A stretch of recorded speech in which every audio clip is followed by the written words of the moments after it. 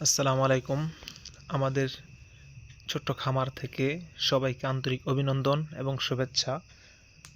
আমাদের এই খামারে সর্বপ্রথম আমরা ছোট্ট একটি গরু দিয়ে শুরু করেছিলাম। আলহামদুলিল্লাহ আজকে ছোট ছোট 5টি গরু হয়েছে।